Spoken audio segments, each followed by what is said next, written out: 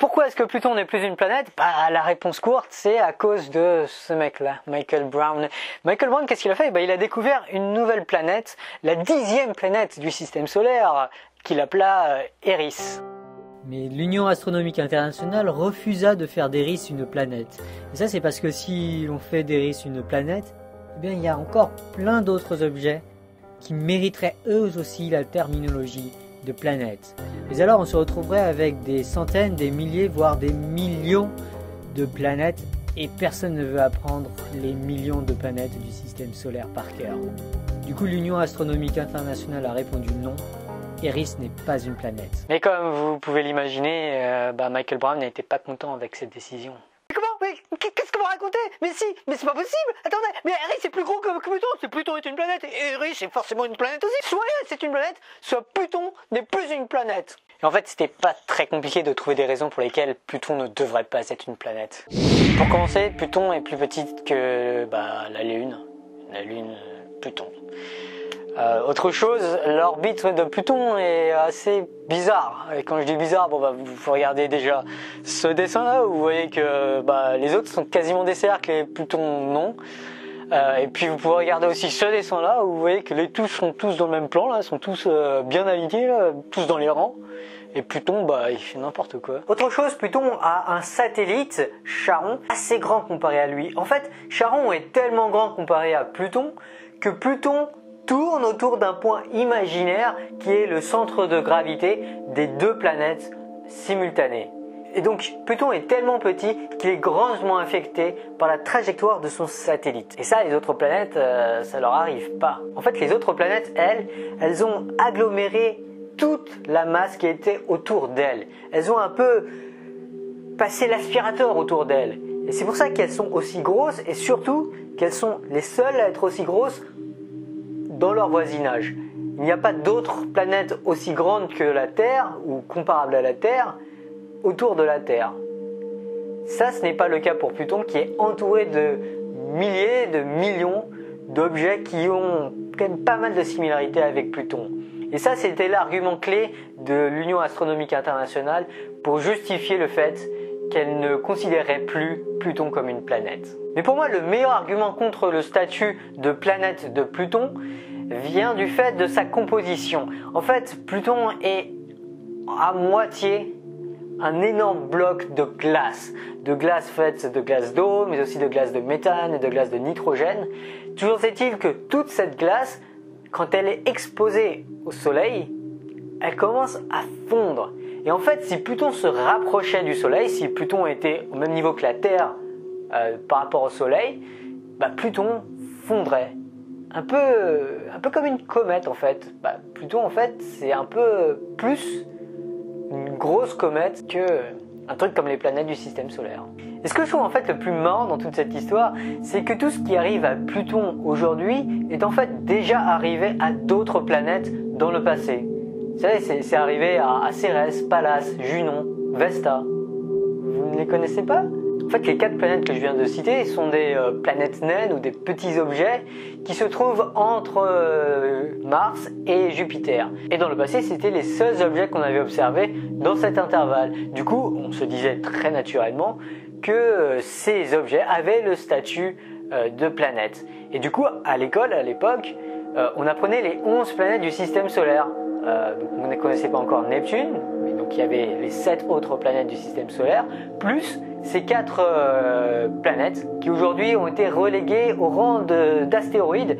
Pourquoi? Parce qu'un peu comme pour Pluton aujourd'hui, on a trouvé énormément d'objets semblables dans la même zone. Et du coup on a le cul entre deux chaises, soit on dit que ces objets sont des planètes, et du coup il faut rajouter tout un tas d'objets qui sont similaires à eux, donc peut-être une dizaine, voire une centaine, voire des milliers de nouveaux objets et de les répertorier en tant que planètes du système solaire, ou soit on prend la solution peut-être plus simple qui consiste à dire que tous ces objets-là, on les regroupe dans ce qu'on appelle la ceinture d'astéroïdes et on dit que ce ne sont pas des planètes. Et bien, ce qui se passe aujourd'hui pour Pluton est très similaire à cela, sauf qu'au lieu de parler de ceinture d'astéroïdes, on parle de la ceinture de Kuiper.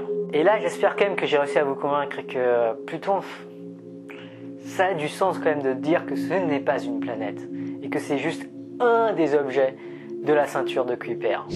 Et en fait, la question qui est intéressante, c'est pas tant de savoir pourquoi est-ce que Pluton n'est plus une planète, c'est à peu près évident en fait pourquoi c'est plus une planète. La question qui est intéressante, c'est pourquoi est-ce que ça a été une planète. Et ça nous ramène à l'histoire des planètes. Parce que pendant longtemps, on n'avait pas observé beaucoup des planètes qu'on apprend aujourd'hui à l'école.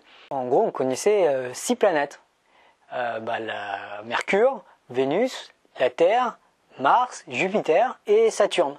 En fait, ce sont les 6 qu'on peut à peu près voir à l'œil nu dans un ciel bien dégagé et assez éloigné d'une grande ville. Et en fait, au XVIIIe siècle, un certain William Herschel a regardé dans le ciel la nuit avec des outils beaucoup plus puissants que ce qu'il y avait avant, et il a vu un objet brillant dans le ciel. Et il pensait que c'était une étoile. Un objet brillant dans le ciel, oui, c'est une étoile. Après tout, de là où on est, tout ce que l'on voit est un point lumineux dans un ciel noir. Mais à y regarder de plus près, ce point lumineux bouge en fait par rapport au fond cosmique. Et ça, c'est ce que font les planètes, pas les étoiles. Du coup, Uranus fut enfin reconnu comme la 7e planète du système solaire. Et enfin, on en vient à la partie vraiment intéressante, à savoir les scientifiques ont commencé à étudier la trajectoire d'Uranus. Et ils ont observé qu'elle semblait ne pas totalement suivre les lois de la physique, en tout cas la loi de la physique de l'époque, les lois de Newton. Et du coup, certains commençaient à suggérer que les lois de Newton n'étaient plus vraies à des distances aussi éloignées. Et donc au XIXe siècle, alors que les mesures de la trajectoire d'Uranus étaient de plus en plus précises, on commençait à vraiment douter des lois de Newton, à moins qu'il y avait une autre explication plus ontologique, plus il existe quelque chose qu'on n'a pas encore observé, genre un objet, une planète qui perturbe la trajectoire d'Uranus. Et autour de 1845, un mathématicien anglais appelé John Couch Adams a commencé à pouvoir localiser la position dans le ciel de cet objet qui perturbait la trajectoire d'Uranus. Et du coup, il a appelé l'observatoire de Greenwich et on lui a fait un peu un fucker. Écoute, bonhomme, c'est bien beau tes dessins sur un bout de papier, mais nous, on est des gens sérieux, on observe le ciel, on sait ce qu'on fait, quoi. Là, pour le coup, John Couch Adams, pas de bol, quoi. Il aurait pu être celui qui a découvert Neptune, mais non. Et la gloire est plutôt venue à un mathématicien français, Robert Le Verrier, qui a fait exactement la même chose que John Couch Adams, mais sauf qu'il a appelé l'observatoire de Berlin. Il leur a dit, regardez, à cet endroit-là, vous allez voir un objet brillant, et c'est la 8e planète du système solaire. Et puis ils ont fait, on va regarder. Waouh! Le mec a découvert une nouvelle planète sur un bout de papier, quoi. Si ça, c'est pas la classe. Et du coup, Neptune est découverte. Et ça veut dire qu'on peut étudier la trajectoire de Neptune. Et là, rebelote, la trajectoire de Neptune ne suit pas exactement les lois de Newton. Du coup, peut-être que y a un truc qui perturbe sa trajectoire et que y a une 9e planète dans le système solaire. Ils ont regardé le ciel, ils l'ont contemplé à la recherche de ce point lumineux qui bougerait. Ils ont vu un truc, c'était pas très lumineux et ça bougeait pas beaucoup, mais ça avait l'air de pouvoir peut-être être une planète. Du coup, les observations n'étaient pas folles, mais comme l'histoire se répétait, les gens croyaient pas mal en l'observation. Et du coup, ils ont appelé ce petit truc qui bouge, peut-être, qui est à peine brillant, mais qui a l'air d'être quand même quelque chose, dans le ciel, Pluton. Mais au fur et à mesure que les observations de Pluton s'amélioraient, et qu'on avait une meilleure et meilleure estimation de Pluton, on se rendait compte que la taille de Pluton était sans cesse surestimée. À tel point qu'il y a un papier qui est sorti, qui prédisait la disparition à venir de Pluton en fonction des estimations de taille publiées dans la littérature au cours des différentes années. Comme vous voyez, ça va vers le bas, et vers le bas, ça veut dire une taille proche de 0. Et donc si Pluton a été une planète, c'est uniquement à cause des méandres de l'histoire, des méandres extrêmement confus où il est extrêmement facile de s'y perdre, mais des méandres qui font toute la science. Je pense que trop souvent, la science est vue comme quelque chose de fini, établi, forgé dans le marbre. Et il me semble que si on voit la science en tant que telle, on est vite déçu des sciences et on trouve rapidement que ça tourne en rond et que c'est juste de l'apprentissage par cœur. Alors que, en fait, ce qui est vraiment intéressant en science, ce n'est pas tant le fait de savoir des choses, c'est le fait de chercher à comprendre des choses, de toujours aller plus loin dans notre compréhension, quitte à remettre en cause des choses que l'on a pensées dans le passé. Et cette recherche scientifique est extrêmement dynamique ces jours-ci. Pour preuve, il y a seulement 6 mois, une sonde humaine explorait pour la première fois de l'histoire les voisinages de Pluton. Il s'agit de New Horizons qui a quitté notre planète il y a 10 ans déjà. Je trouve ça juste incroyable. Et puis les images de la sonde, c'est juste un plaisir à regarder, c'est juste trop beau.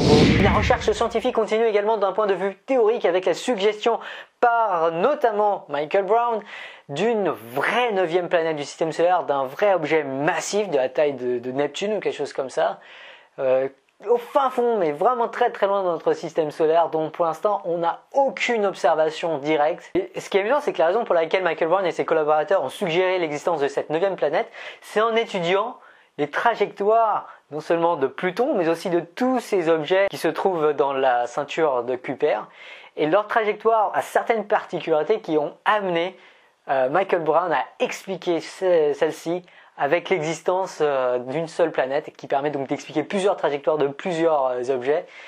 Et du coup, ça permettrait de refaire un lien avec l'histoire, et peut-être que si au XXe siècle on n'a pas découvert de nouvelles planètes, et bien peut-être qu'au XXIe siècle on en découvrira une, et ça je trouve ça, ça serait super cool.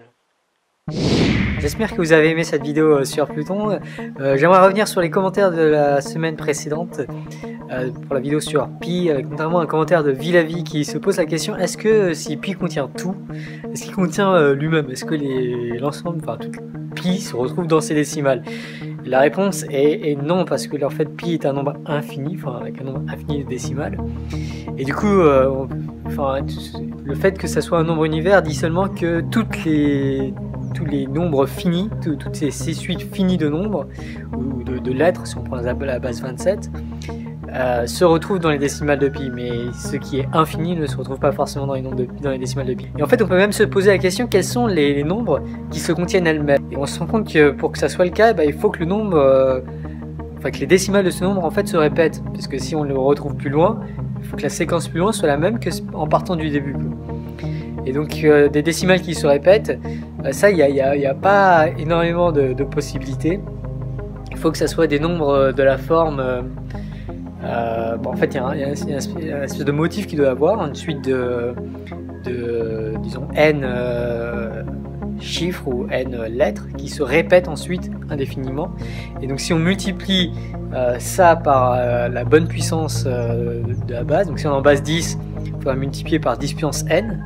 Si on multiplie ça par 10 puissance n et qu'on le retranche à lui-même, on obtient exactement ce motif-là. Donc ces nombres-là qui se répètent indéfiniment seront de la forme x divisé par n-1,9, où x est entre 0 et 9999, où il y a n-1,9. Donc l'exemple de base, c'est si je prends n égale 1 et que je prends x égale 1, j'obtiens alors la fraction 1 neuvième, et 1 neuvième s'écrit 0,1111 infiniment. Et donc là on voit bien, si on oublie le 0, c'est virgule, on peut multiplier par 10 si on veut pour avoir 1,11. Ce nombre là contient lui-même, puisque si on oublie les 5 premiers chiffres, on obtient à nouveau lui-même à la virgule près. Je vais réagir aussi au commentaire de Steven Mass qui est surpris que Pi soit décidé, la valeur de Pi soit décidée par référendum. En fait, c'est pas vrai, la valeur de Pi n'a pas été décidée par référendum, c'est un problème quand même super important. Donc les politiciens, ou plutôt les sénateurs de l'Indiana, n'ont pas fait passer ça par référendum, ils ont juste voté ça à l'intérieur du Sénat. Donc c'est juste passer la loi entre sénateurs, entre politiciens. Et donc la première fois c'était passé à l'unanimité. Puis après il y a un mathématicien qui est passé dans la salle et qui a un peu expliqué à tout le monde ce qu'ils étaient en train de faire. Et puis bon, finalement ils ont jeté ça à l'eau après avoir été traités de ridicule, je crois, notamment par le New York Times ou quelque chose comme ça. Il y avait de quoi. Sinon je vous remercie aussi tous vos autres commentaires qui sont super positifs, et je suis vraiment content que cette première vidéo vous ait plu. J'espère que cette deuxième vidéo aussi va vous plaire, et que plus généralement les vidéos à venir vont vous plaire, et que vous allez en particulier vous abonner à cette chaîne et que vous regarderez beaucoup de mes vidéos. La prochaine fois on va parler de pourcentage. La question à laquelle j'aimerais que vous réfléchissiez, c'est: est-ce que l'on peut ajouter des pourcentages? A priori, si on a une augmentation de 5% suivie d'une augmentation de 1%, on a envie de dire qu'on a eu une augmentation de 6%. Est-ce que c'est vrai? Est-ce que c'est faux? Est-ce que c'est presque vrai? Est-ce que c'est complètement faux? C'est ce à quoi j'aimerais que vous réfléchissiez la prochaine fois. Et puis comme vous allez voir, ça va nous amener à parler de choses assez incroyables comme les développements limités et le fait que la théorie de Newton n'est qu'une approximation de la théorie de la relativité générale. Je vous les étapes, on va y arriver. En tout cas, j'espère que vous avez aimé encore une fois cette vidéo, que vous allez la liker et que vous allez la partager. Commentez aussi si vous avez des trucs à dire sur l'addition des pourcentages ou sur Pluton. Et j'espère que vous serez là la prochaine fois. Sauf qu'à l'époque où la NASA envoie sa sonde, c'est encore une planète. Mike Brown n'a donc pas tué Pluton comme son pseudo l'indique, mais il a bel et bien été à l'origine de son déclassement.